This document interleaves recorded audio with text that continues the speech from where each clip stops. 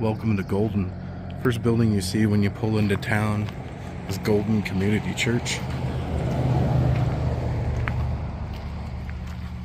And this town is technically abandoned. It's now a park in Oregon. So ran by Parks and Rec. They're currently working on a roof of one of the buildings over there.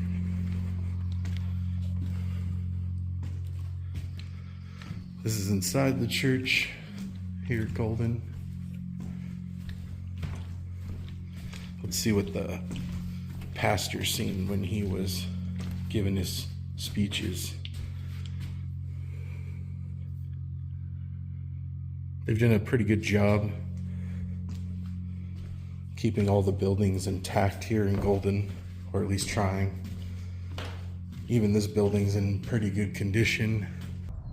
To the right of the community church in Golden is a cemetery. I don't know if you can really call it a cemetery. There's only 3 gravestones. There's a Marion Ellis, born in 1912, died April 26, 92. That was my 1-year birthday there. Got Joseph Fitzpatrick, born in 1912, died in 1995. And Webster M. Rubel, 1900 to 1971. And he would have been related to, I believe, the original reverend that built the church.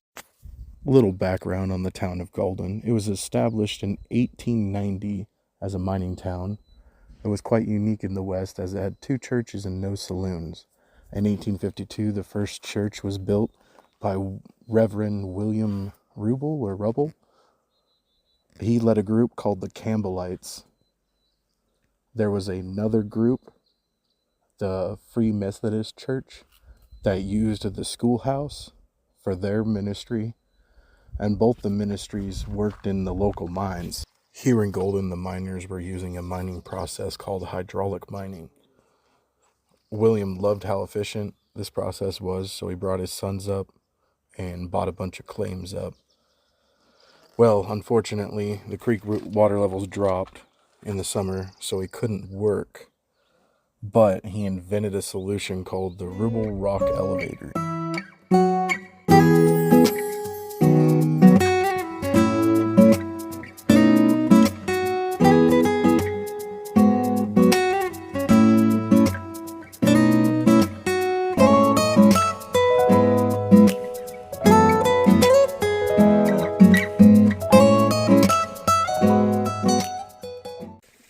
We've now crossed the road from Golden and headed down the hiking path, because in 1993 the group took over the old mining operations that had been abandoned for years, and they started recreating it into a wetland.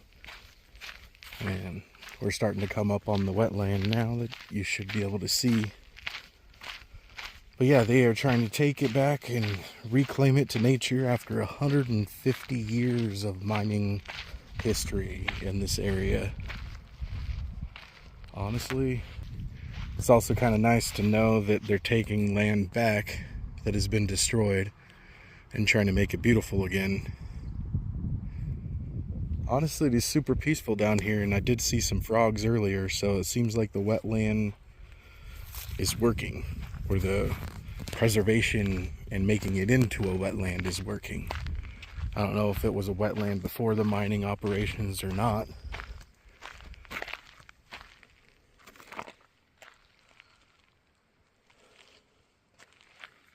Here's the creek that helped fuel Golden and all of its mining operations.